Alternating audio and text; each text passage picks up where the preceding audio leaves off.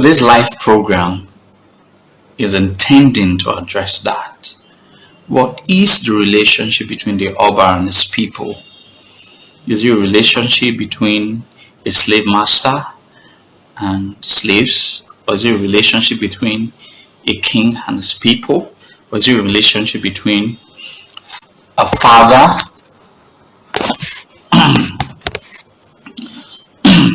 is it not audible enough? Is it a relationship between a father and his children? Is it an autocratic leadership? Leadership where the Oba says something and it's final. Is it not loud enough? I'm speaking loud now. I'm speaking very loud now.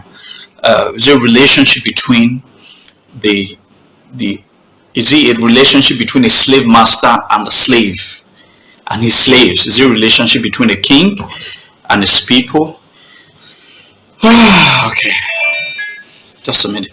Hello, yeah. Call it.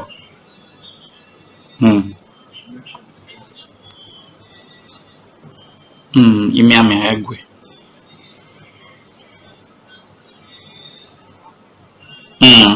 Bueno.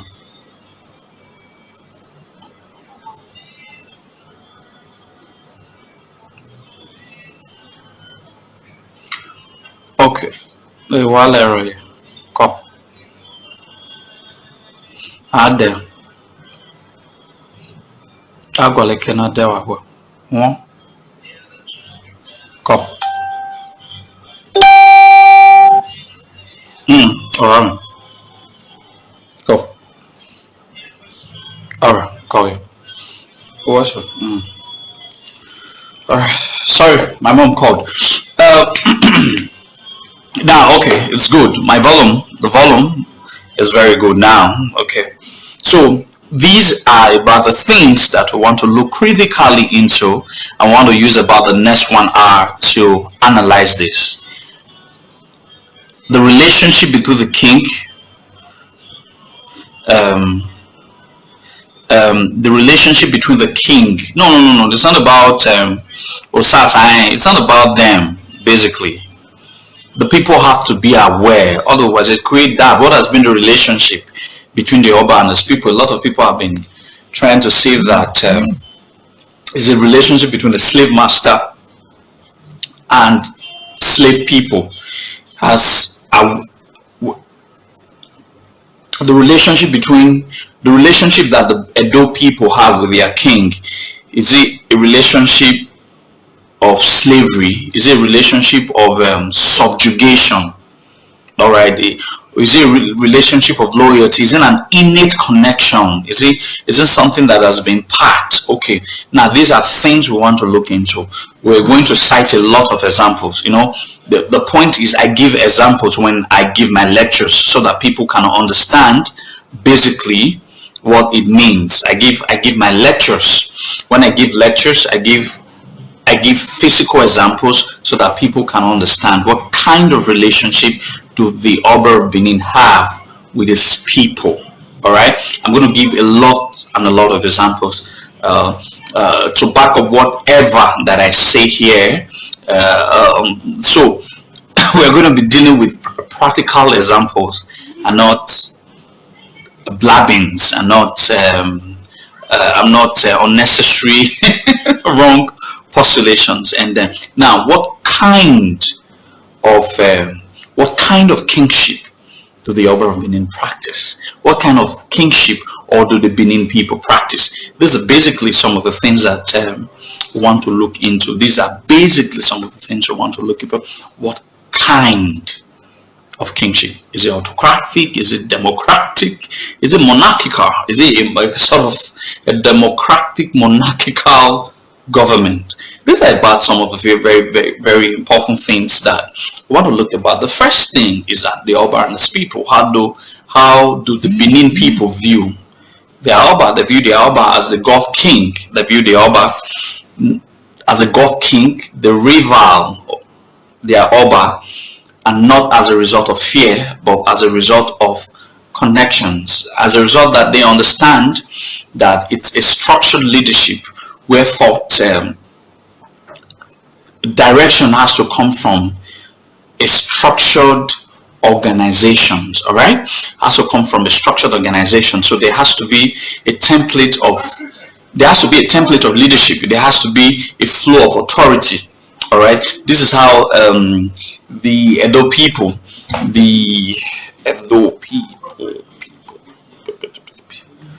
this is how, okay, that one is off. So this is how the Edo people view the Oba of Benin. So as the leadership structure of the Oba of Benin being autocratic, is it a leadership where thought the word of the Oba is final? Yeah, on books. Yeah, well, yeah, the words of the Oba is final. I'm more Bible on books as a will of the people in several occasions prevailed against the will of the Oba. Okay, if the will of the people has prevailed against the will of the Oba, okay, if the will of the people on several occasions has prevailed against the will of the Oba, that means the rulership of the Obas of Benin are not autocratic. All right. If the will of the people on several occasions has prevailed against the will of the Oba of Benin, so that means the rulership is not autocratic. That means the rulership is based on sort of a democratic system. All right, we're going to be looking at some of the physical examples to punctate some of these intellectual arguments. I will say, let's take a case study. Let's take a case study. Ogiso. All right. Ogiso banished his only son, Ikaladera. That was against the will of the Edo people. That how can you banish the heir apparent? What became the judgment that the people of the Edo people passed on Ogiso Odo? The Edo people, or Edo people, like some section would like preferably to say. There are two schools of thought.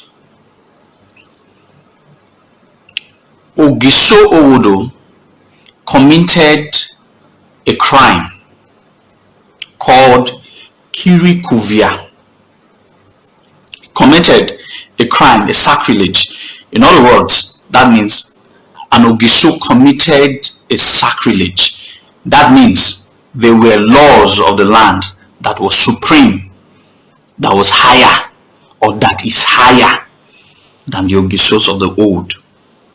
Get it? That means while we say that the Ogiso of the Oba word is final, they are the God we see, but there was also a law that was enacted that one of the Ogisos broke by committing the sin or the sacrilege that the Beninese called Kirikuvia. I will explain what Kirikuvia means.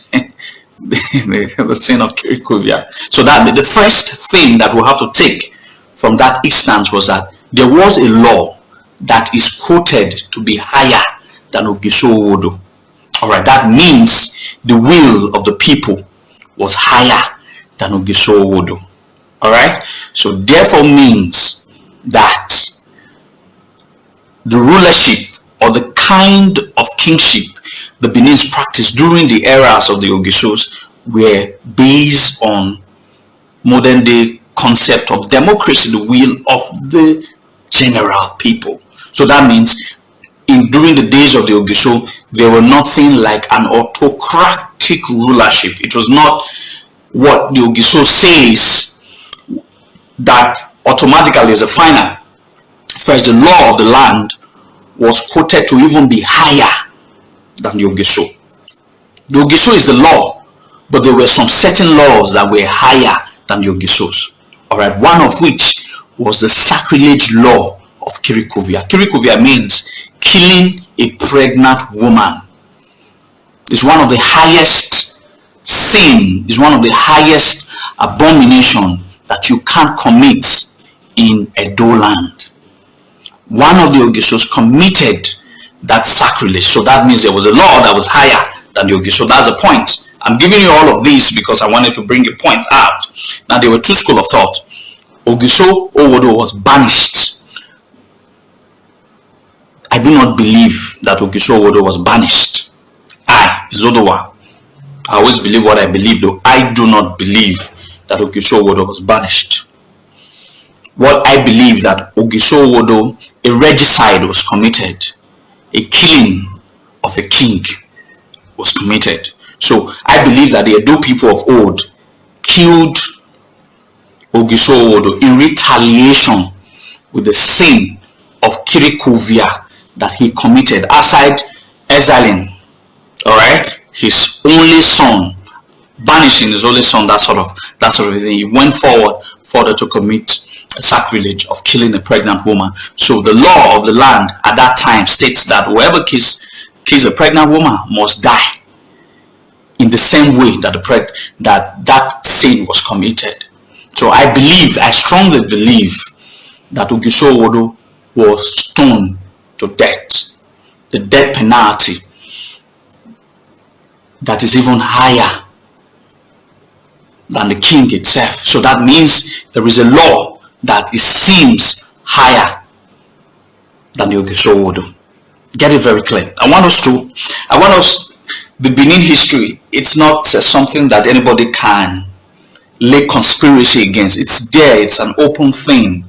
A lot of people might not be convenient with some of the things I might say, but it's on the public domain. All of these things that I say, I was not there when it happened, so I read them. I read most of these things on tests, so they are all there. So there's nothing secret about it. All right, there are two schools of thought of what happened to Ogiso Owodo. Some say he was banished, but I believe he was not banished. He was killed. A regicide was committed. Okay, that is citing an example from Ogiso era. All right, I want to cite another example. Oba Ohen, who is the father of Obaiwari the First. He also committed a sacrilege. He murdered one of the Iyase. What was his name again? Is it Imuze? Iyase is Imuze. Okay, someone can remember me. Or someone can remind me. There was an Iyase that was murdered by Oba Ohen or Ohen. When that when that sacrilegious sin was committed, all right, there was a gesture that was made, like I don't want to go through the history of what happened. That's not the reason why we're taking this class. I want to talk about the relationship between Oba and his people, and then so that people could understand basically that when people try to say that the Edo people are slaves of the Oba, they should also understand that there were laws that were created by the Edo people that was deemed fit higher, all right, than the Oba. So if the Edo people has been punctuated, has been slaves of the Oba of Benin, it therefore means that they will not have the right to be able to enact laws that even the Obas of Benin fell victims of, or laws that were higher than the Obas of Benin. So that means the relationship of the Oba of Benin is loyalty, it's respect, and it's love. It's mutual. That is why town of Edo, Oba Edo, Edo Oba. All right, but those are tail hands. But let me analyze it so that people can get a very full grasp. So that when a lot of people are trying to give all of these that the Edo peoples are slaves and all of that, you should be able to understand that we love our Oba because he has always been there for us, and we have always been there for him. It's a relationship that is unbroken. All right. It is a relationship between the father and his children. It is a relationship between the children and their father. All right. It has nothing to do with the relationship between a slave master and a slave. No. Otherwise, the Edo people had laws. Let me be offloading all of this. So Oba Ohen killed his Iyase because the Iyase saw that he was lame. The Oba that has a mood skipper. It's now the Oba that is believed that anchors between the two worlds, the spiritual world, Obeze and Oboto, that sort of thing. That's Oba Ohen. He was lame. He had a sort of a mood skipper. All right, it's portrayed as a mood skipper. A mood skipper, it's about the only animal that can survive in both land and water. A mood skipper can survive for minutes, even close to hours on land, but it's a fish, a mood skipper. Now, he killed the Aser, and the nobles, the chiefs, were trying to inquire why such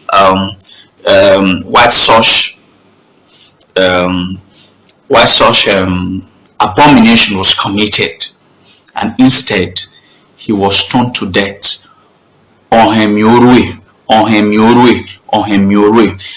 that regicide, that was the second regicide and the last regicide that was committed.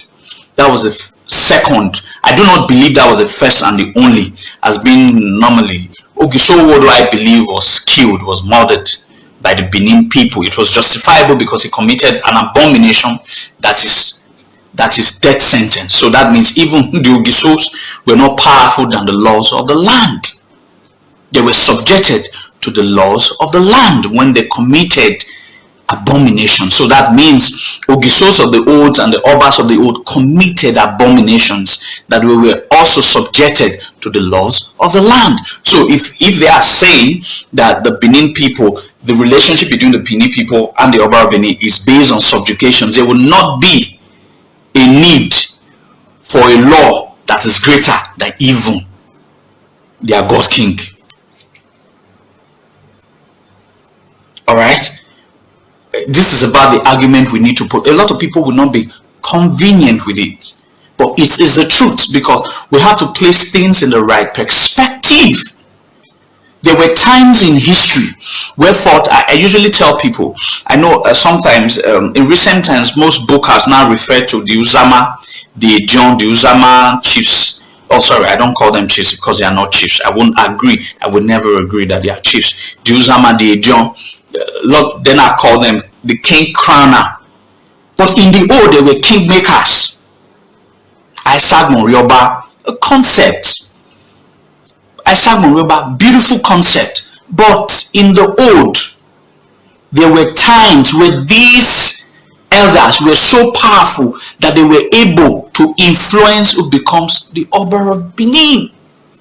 It has not only happened once, twice, 3, 4, 5, 6, 7, 8, 9. It has happened even more than 10 times or 11 or 12 times, where some of these chiefs in the old were powerful enough to influence who becomes the Oba of Benin. Sometimes they succeed, sometimes they don't succeed. A very good example was Oba Esige.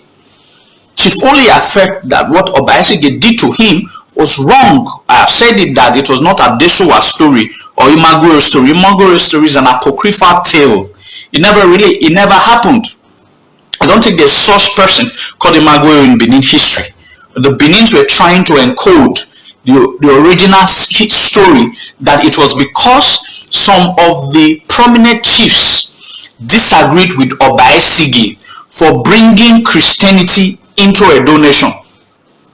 You cannot bring a foreign religion as and now enforcing it on the people. So they rebelled.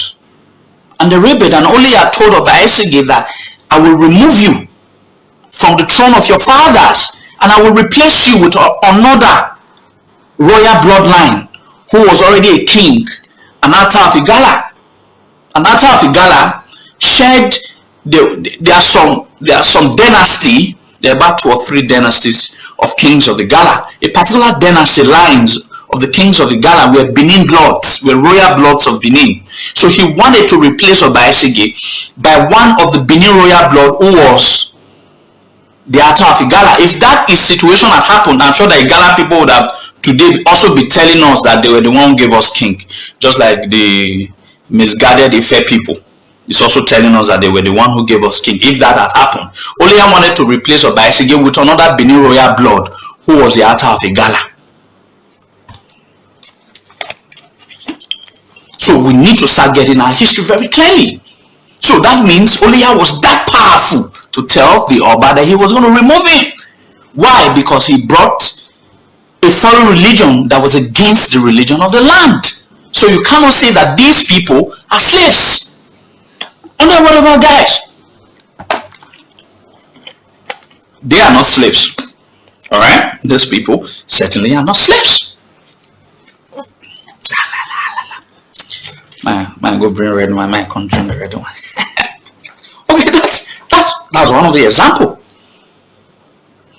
Another example is Oba of Benin. Oba of Benin was trained first in the island of Sao Tome. Then later years he went to Lisbon. He was trained as a seminary priest. He was a Christian who was baptized. So when he came to Benin, he said he wanted to become a priest. He wanted to become a Catholic priest, and at the same time he wanted to be the Oba of Benin. And the people told him, the chiefs told him that you cannot be two kings. You cannot be two gods. You can either be a god of your own as the Oba of Benin or serve another god. Oba, according to that parable, it means that Oba is regarded as God. So you cannot be serving God and also be God. That's what they told him. So they gave him a choice that, okay, if you want to become a seminary priest, a Catholic priest, fine. Go and become your Catholic priest. After all, this is what we quarreled over with your father. So you cannot bring that same level here. It's either you become a Catholic priest or you become the Oba. So you cannot say that these people that have so much power to now say the heir apparent can have a choice of becoming this or this. You now say that they are slaves, or that they were subjugated by the Yoruba bloodline, like they say. When someone gives you an option, it's your right, but they are still giving you an option. This is the law of the land. This is the law of the land. It's either you become one, you become one god. You cannot be two gods. Oh no, you cannot be a god and serve another god. You can only choose one, whether you want to serve God or you want to be God on your own. And in that said, he chose to be God by dropping his ambition of becoming a Catholic priest and not taking to become the Oba. When he became the Oba, everything that has to do with Catholicism, he paused it, or he completely disregarded it. So you can no longer call these Edo slaves because you now have social media phones and all of that. I'm not saying people shouldn't get all of these things wrong. I know a lot of people get things wrong by saying, is this other one I'm trying to say that the Edo people should rebel their Oba. You know how a lot of our people think. No, that's not what I'm saying. I'm trying to say that the love that we have for our Oba is innate, is in deep inside our soul. Alright? Is deep inside. Is deep inside our soul, and it is not as a result of subjugation. It's imbued, correct? It's innate. It's ancestral. We were born to love our Oba, and that it is not as a result of fear. Now that's what I'm trying. Follow color. This guy, they bust my head. And it has something to do with fear. If it was fear, I've just told you reasons. Some Obas were killed in plain words, were killed by the same Edo people.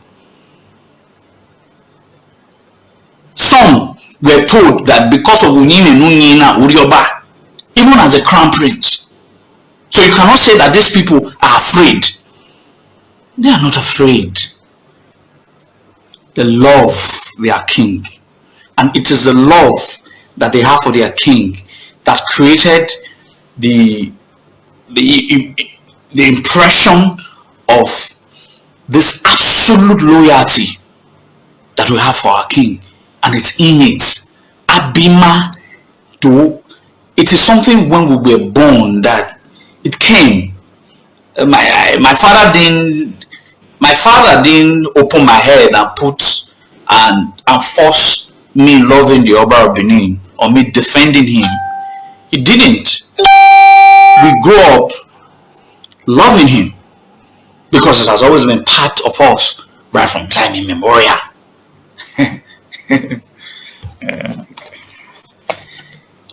When I do a lot of my live videos, a lot of people do not understand. It's usually very strategic. People don't understand. If you are smart enough, if you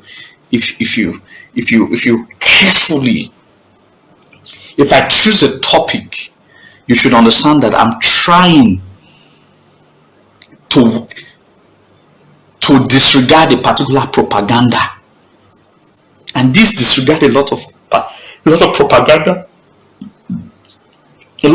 This disregard a lot of propaganda. You understand? When people are trying to say that the Benins were subjugated, no, we're not subjugated by our very own father, our very part of us. We had loved him right from the days of the Ogisos, and that's why we've continued to love him. You understand? You know, the funny thing is, the very funny thing about this Ogiamian Badadash, this Ogiamian Badadash is that how can a people hate one of their own? That's what they are saying. That's what the hearing means. How can a people hate one of their own as against a foreigner? Where they make money, our the war hating, we hate Evian and his lineage, not like all of them, all of those misguided ones. Edo, then one Yoruba people just came and we just loved them. And they said that they defeated us in war. I'm still looking for what war, who led that war, who fought back. Okay, now, assuming Oromiyan brought war to Benin Kingdom, the Evian that is not claiming these useless people now that is not claiming that the Evian owns Benin, that means they were very wayward. They were lazily, they were cowards, they were wayward, they were foolish, and they don't deserve our loyalty. Because if a foreigner can come and get land, according to them, and get land, a foreigner can come, they all brutalize una, consider for there for more than 1,000 years. We didn't record that aside only one small walk, may not even reach 30 minutes, that led to the Ekyopaga Treaty, where this Olomi, Odige Olomi, who became the first Iyase, just took some of his warriors and vanquished them. It's called the battle. Some of you are not aware. It's called the Battle of Onueru, where they were completely vanquished. Only one small war in every 30 minutes when we take deal with them. We vanquished it. It's called the Battle of Onueru that led to they're not the talk that one. Now Ekyopaga Treaty that they always talk. They only talk. They tell them what does the Battle of Onueru, when the head of the Oli Awogiame was cut off and brought an Ayagbebo. There is a playboy. sorry. After they cut Oli Awogiame head, you people are not aware of that story. After Oli Awogiame head was chopped off, during the war. Ogiamia family, they wanted to form a rebel group against Oba. So Oba sent some troops, very small troops like this. So they're not even, I'm not sure they will even reach 20. So they can't go, the owners of the land, now so they talk. The owners of the land, now they say get land, the foreigner come. They don't even reach 20. You understand? On I mean get land, on I reach 1 million. The 20 people can't go follow and fight. The fight don't even reach 30 minutes. When they cut the head of that Ogiamia military, which is only Ogiamia, they cut the head, they use the head play ball from Unweru. On our own Unweru Asoro near first. They use that their leader head play football. Come St. Matthews, that's a Kyopa. You know, I be boy and I can't. Sorry. Some people say I laugh too much when I'm talking. It's just very funny. It's just very funny how coward, foolish, and wayward some of these people are to even open their mouth that foreigners came and beat you people hands down for how many years? Almost 1,000 years. Now they use social media till they cry. So they'll see beat like him and what they big boa.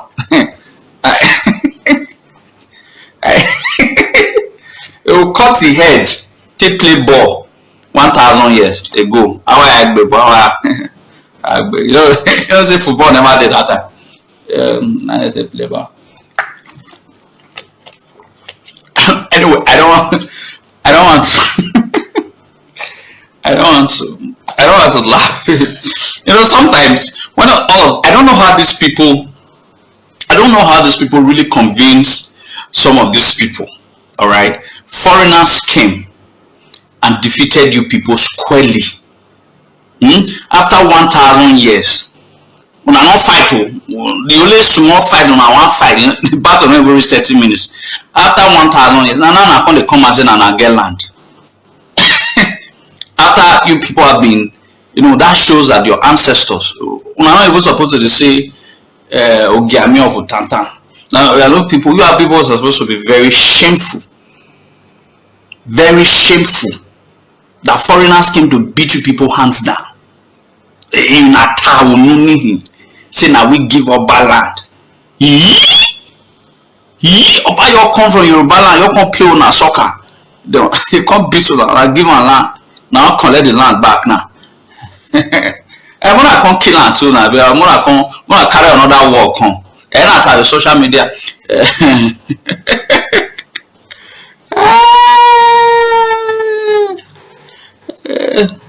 Yeah, so he begged, he crawled, the battle of Unoru, the guy crawled. I said, bros, Cesar Ricardo, they use the head. Oh, a lot of people are thinking I'm catching phone. They use the head play ball. After they don't chop your head, they use the head. The remaining ones, they can't crawl. Yeah, that's true. The remaining ones that the head was not chopped up, they crawled from Unweru, present day Asoro Street, down to St. Matthews, Ekyopala, where they went to meet Oba Ewedu. Anyway, you understand? So from that time, none other princes were attacked. They don't form any rebel. They can't even, and then they do Ekete, the Trump me Oba the Sidan. And then now them be the slaves. If we are talking about slaves in Benin Kingdom, the slaves of the Oba, those people now them be the slaves of the Oba. We not be slaves of the Oba, we are freeborns. Them are the slaves of the Oba. Because now them, their papa, we use their papa head to play ball. Yeah, I don't want to understand. So now them be the real slave. Man, you understand now? Anyway, it's expected that slaves are bound to now be doing kati. I think that's what they are doing now. Yes, slaves. Freeborn, mining in Magmina, we don't have anything to fight for. The land is ours. So we don't, when something is already yours, you don't have anything to fight over. So the ones are not thinking that, hey, our ancestors, they use our ancestors head play ball. These ancestors play ball. So now let's come for revenge. Those are That is a mark of slavery. They are the slaves. And funny enough, slaves are not calling us. We that move freely. You understand? I did get me palace yesterday. I don't get me palace yesterday. Not even palace. I did the place don't follow. They don't even see. I did it yesterday. We move freely. The owners of the so-called owners of the land, they are all hiding. Then the slaves, the so-called slaves, we are moving freely. Not be juju be that.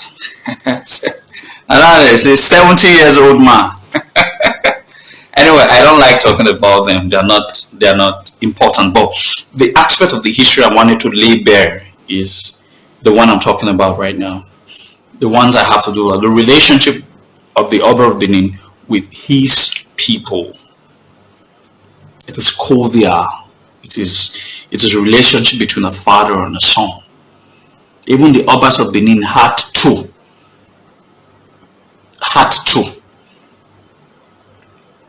bend over to obey the laws of the land. People, I'm saying this. The Oba is the law, but there were some sacred laws of the land that were powerful, or that is, I wouldn't say, because they are extant part of our history. I wouldn't say that was, it's not past tense. They are still there. They are still there. So the people who created these laws were the Edo people, they are freeborns. The people who ensures that these laws, at all times that these laws were violated, that when these laws are violated, the sanction is being placed on the occupant or the violator. They are still here. And these are the people. These people can never, at any point in history, would have been slaves.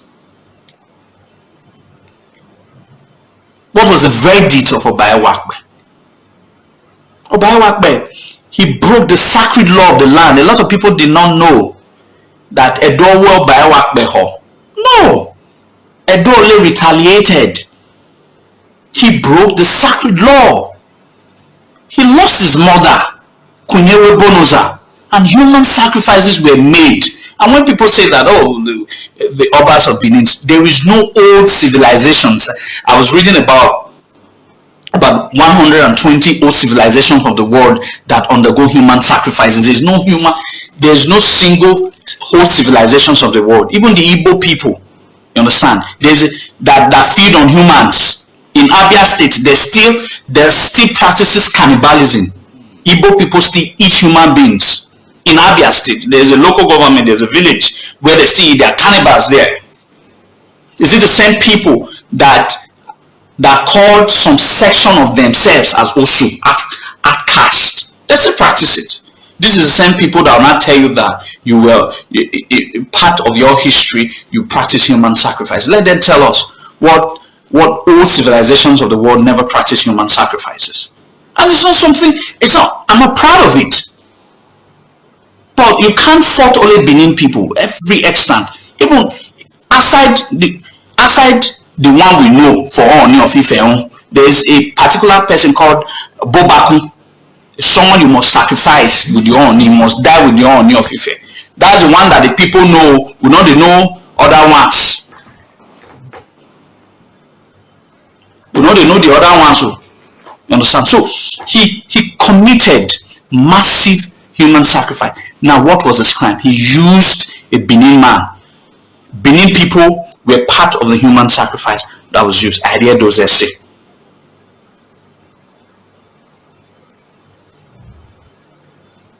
Idea those essay.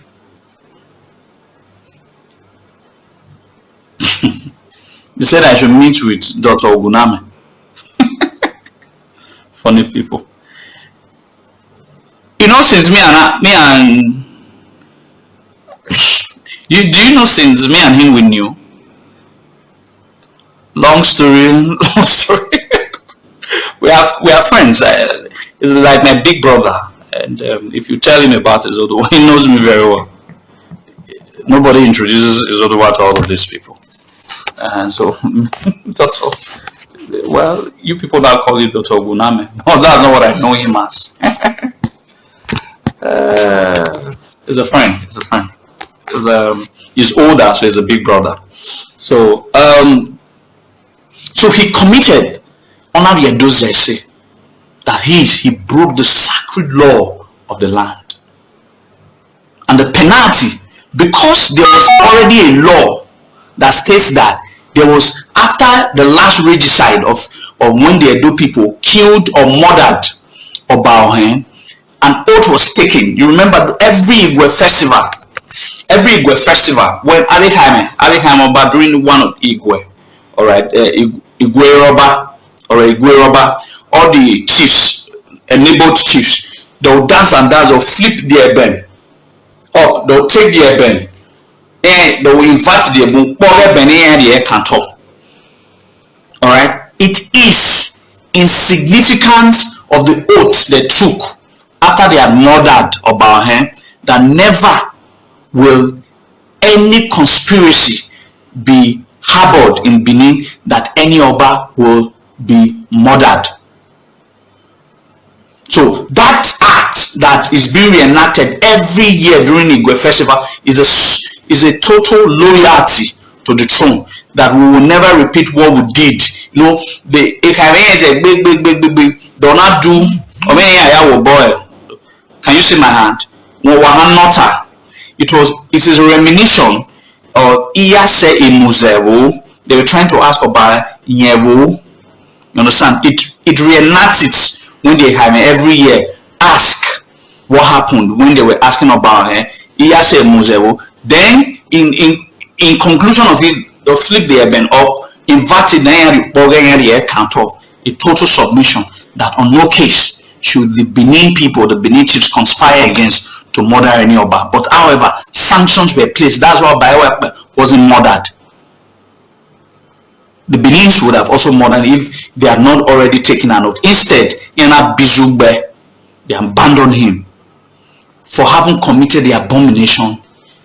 You haven't committed an abomination, for having committed an abomination against the land.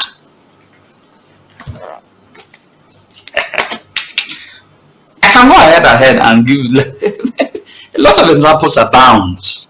A lot of examples abounds.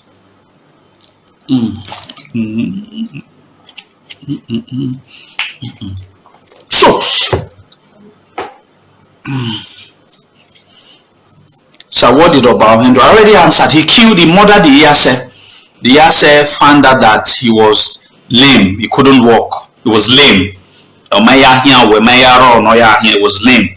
So he now discovered that nobody was aware of the secret. The Iyase was Inquisition now they kick cats. The Iyase go over Sabi. They catch him. So he was killed. Iyase discovered that he was lame.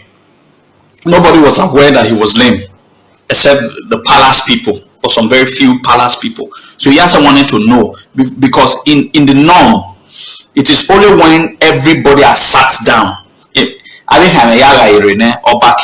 But Oba of Benin was not different. He was the one who will get to Egwe Maton first, and he will be the last person to leave. So which is not normal. Usually it's supposed to be the last person to come, and the first person to go. Alright, but in this case, he was the last. He's always the first person to come and the last person to go, which was an exact opposite of how it has always been before. So the Iyase wanted to know why. So he now discovered that the Oba was lame. And because of that, the Oba also discovered that someone had saw his lameness. So the only way he can cover that was to murder him.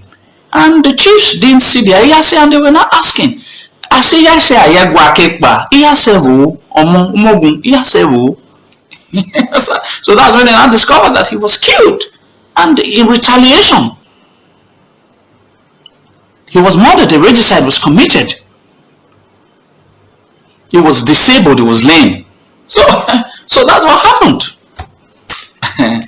It's not the skyrocket. It's the history in all books now. It's everywhere.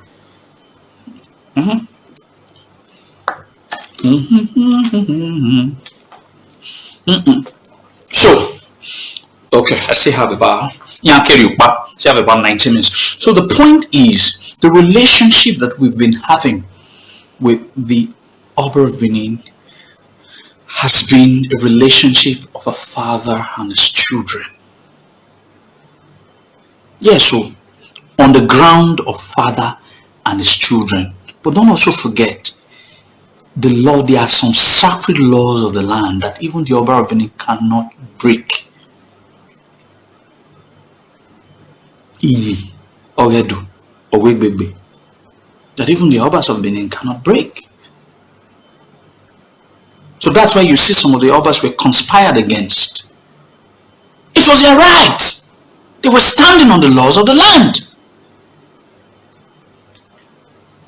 They were standing on the laws of the land. I'll give you a very good example of during what happened in invasion in 1897. Oba Vorame was already told that on no account, there was already a prophecy by Baiwari about 563 years earlier that one of his children will be deposed, will be deposed from the throne. So when that there was a chief priest had already warned Oba Vorame to be very careful of whatever the white people wanted, it should allow them be. And Oba Vorame told the Olobose, the Oba Esiagbon, the Oba Hawaii, that on no account should they argue with the white people. Whatever the white people wanted, they should do. Now, the king has instructed his chiefs.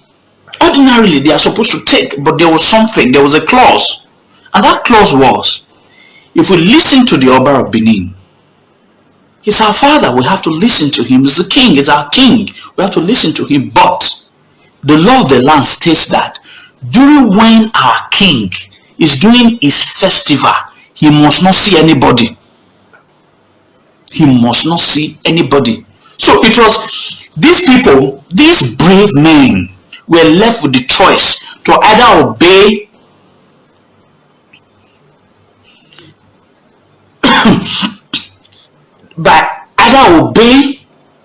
you're left with this choice.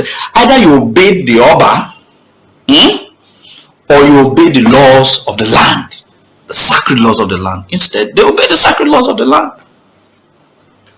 By killing those miscreants, by killing those bastards, they obey the laws of the land. It was the word of the king is against the laws of the land. The king said, whatever the white men wanted, allow them be. And they now remembered that interacting with these white people, the white people said they want to go and see the Oba of Benin during Agwe, during the fasting period, where the law of the land states that the Oba cannot see foreigner. And the Oba has already told them, you must see, if they want to come and see me, let them come and see me. And they said, it's the law. It is a matter of what the king has said and what the law said, and they follow what the law said.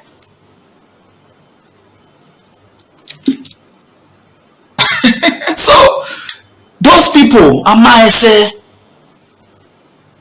Oba or Edo Oba. I've always stressed on this matter. People seem to understand. It is an equilibrium that the Oba understands and the people understands. You cannot separate the king from his people. The people is the king is the people. And I mean, every time I do, if you do yaga kukube,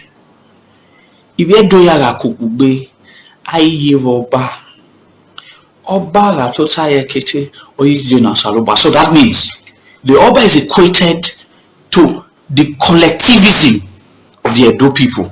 But what separates the Oba from the collectivism of the people is the throne.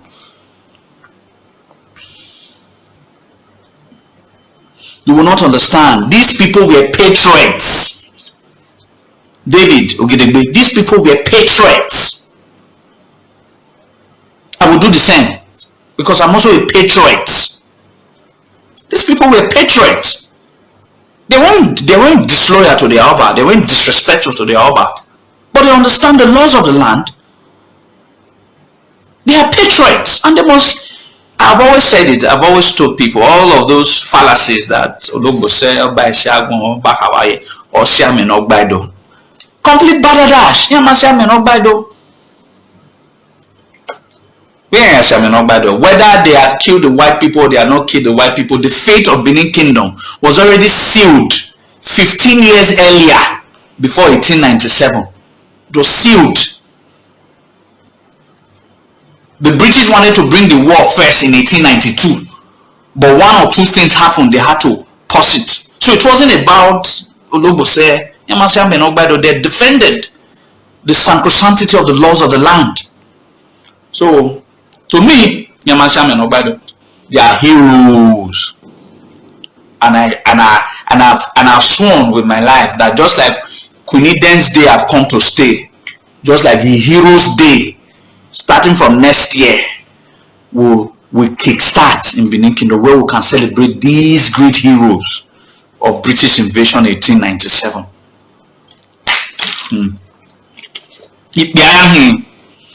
Fulani has more. We do a war in my everyday now. Benin people here, the born here talk here. They're selling lands. I'm not against their office or I'm against their activity. Yeah, you talk here. None of them, they are using gun to shoot themselves. I've never seen any of them use gun to shoot one Fulani headsman. You see the stupidity, because these people are not patriots. They are self-centered bastards. I want to hear talk.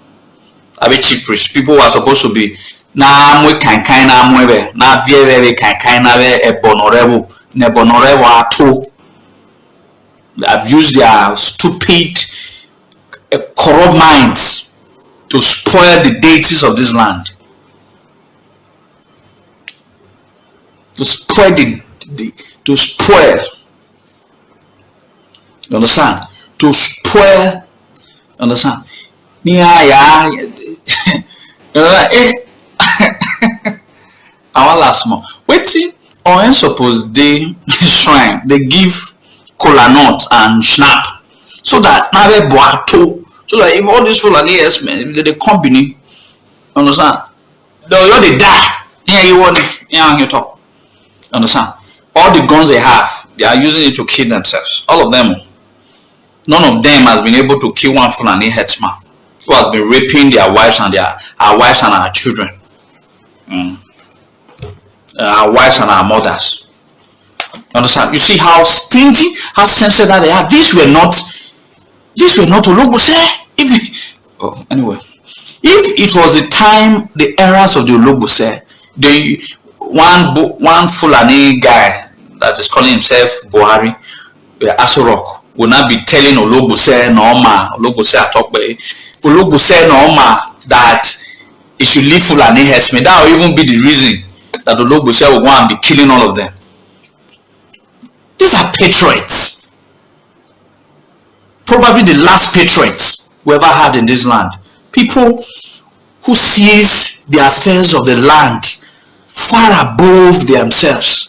I don't take any of these people serious. Most especially all of these people. I know a lot of them. They're all self-serving, centered bastards. All of them. They are all anybody. A lot of these people, I know them in person. They are trying to do one or two things, and people are clapping for them. They are really trying to do all these things for themselves. None of them want to speak the truth. I heard some people are still supporting that Horomi and all of that. It's not about Horomi. The entire system is faulted. The entire system.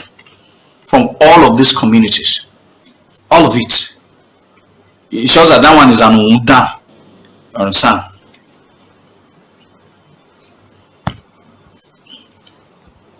You understand? So, but in all of these that I've said, we should understand the roles of these great, outstanding patriots. And then and I will always doff my cap for all of these people, and I respect them so much.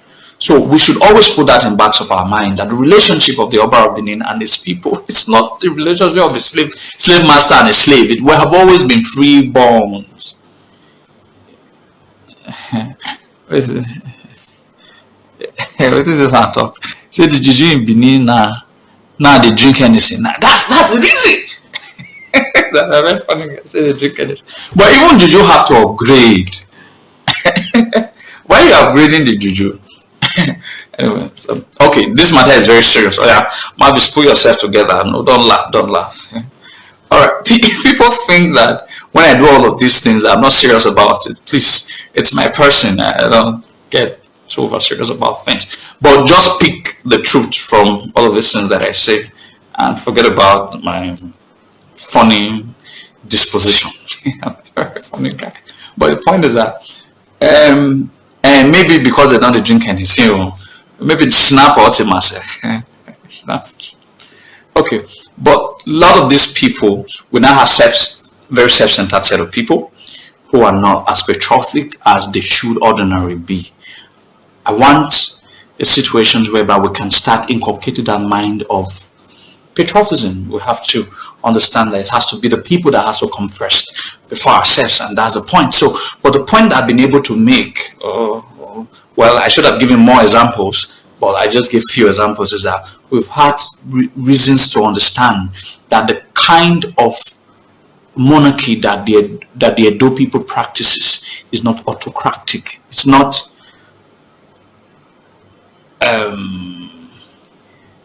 autocratic. I'm trying to be very careful with using this word.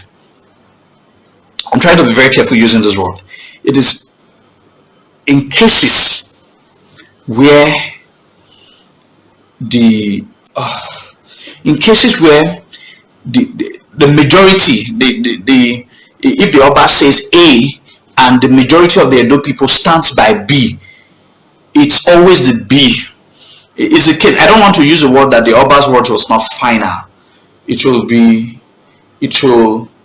diminish the context of the godly perspective of the Oba of Benin. So I'm trying to be very careful in using the word. Should there be interference of or there should be disagreement between the Oba and the Edo people, most times the Edo people stand, head sway.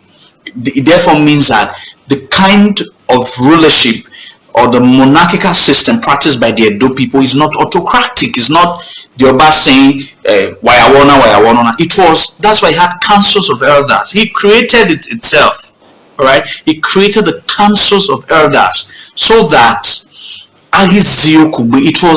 it was how do I put it? I'm trying to use the right word to put. It was centrally based idea that okay, this is the issue that is bedeviling the kingdom. Why that's how the Obas ruled all through the first dynasty to the second dynasty. It has always been like that.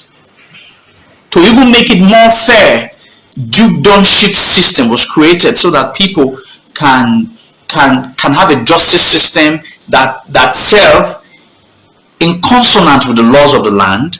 That some were created by the Oba of Benin, but largely a lot of them were created by both the royal institution and every other institution in Benin Kingdom. All right, so we have had a very fair equilibrium form of governance where for the Oba to take an absolute decision, it must have to be in tandem.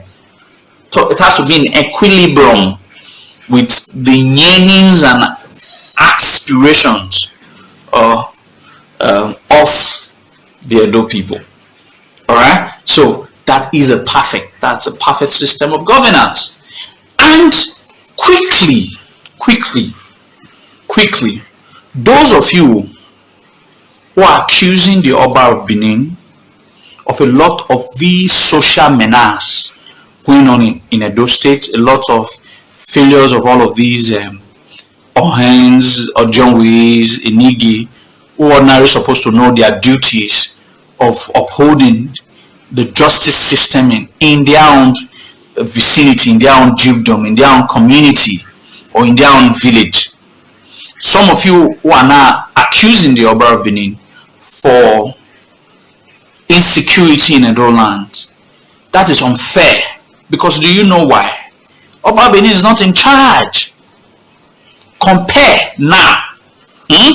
That's why you see why I don't take a lot of these political people. You see, I don't There's never a time that I'll have to hold the word of a governor of any state or even a president over the words of the Oba of Benin. The reason is very simple. When the Oba of Benin was in absolute in charge, when it was a political, traditional, administrative, in all words, when it was the head of the Edo people, we had no insecurity system. In short, they built one of the most highly advanced security system called the Benin Wall or the Great Wall of Benin.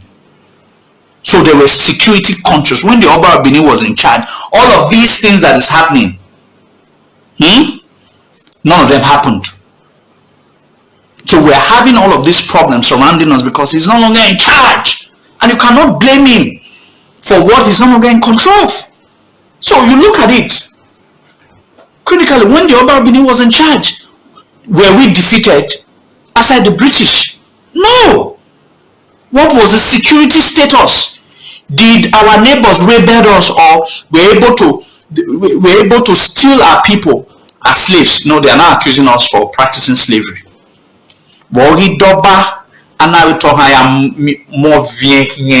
It's a parable.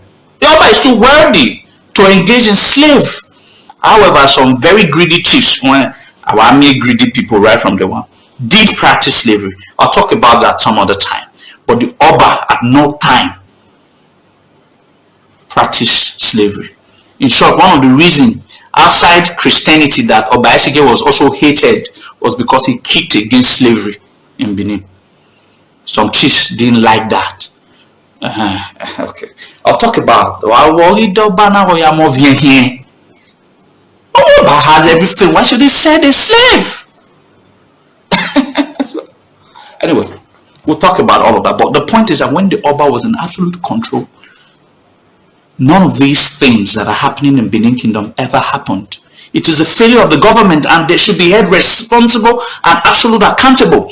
But for the failure of these Okayeles and the Ojonways and all of that, I think we should find a way to pass a message to the Oba of Benin that they should, because the power that they have is stemmed from the palace, and as such, a lot of these people has to be called to order because they are misrepresenting, they are giving bad name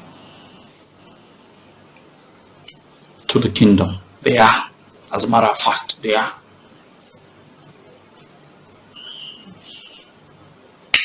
You say your bicycle was my man. Okay, so I think we're rounding up now. So nobody should blame the Oba of Benin for all of these insecurities. When he was in charge, Benin were gallant. There was no insecurity issue. We were gallant. He protected his land and his people. No, it's not a Yoruba word. Oba Omonoba Nedo. Omonoba. The first Ogiso of Benin was called Oba Godo. That was in 40 BC. Oba Godo. So it couldn't have been Yoruba word. They stole it from us. They are criminals. They will steal our word and now say it's their own. Everything. They said Omon and they get them. So, okay, all of the relationship the Benins had with the Yoruba people, so they didn't steal anything from us. We stole from them, and now we conquer them, and now we defeat them.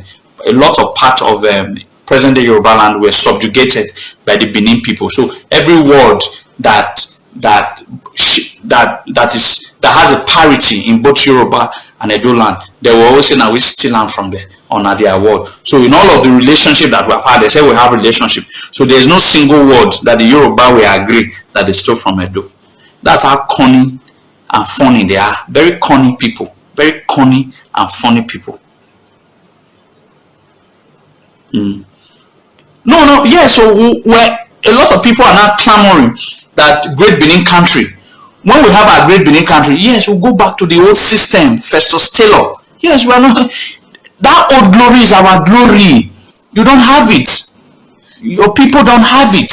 Your people will dare to have it. The major reason a lot of people, you people might not get your country is because you don't have an history that will support you for having a country. For example, if you're an Igbo person, you don't have any history to back on. We have an history. We're a sovereign nation for more than 1,400 years.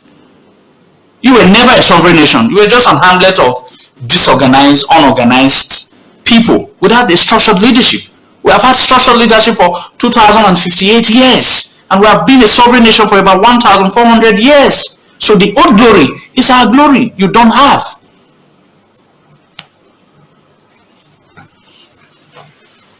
So anyway, listen, I'm 9 to take line. So I'm running off now. So I thank all of you for participating onto this edition, and I'll see you guys. I'm not talking like a newscaster. I see you guys same time, same station, 7:30 p.m. next Sunday. Very funny me. All right, okay. I thank all of you who has been part of and be part and parcel. Don't forget that. No, on that one, sir, Mr. Paul. Oh, sir, I think I have to call it pa. There's some discussions here and I have to have. On that one, sir.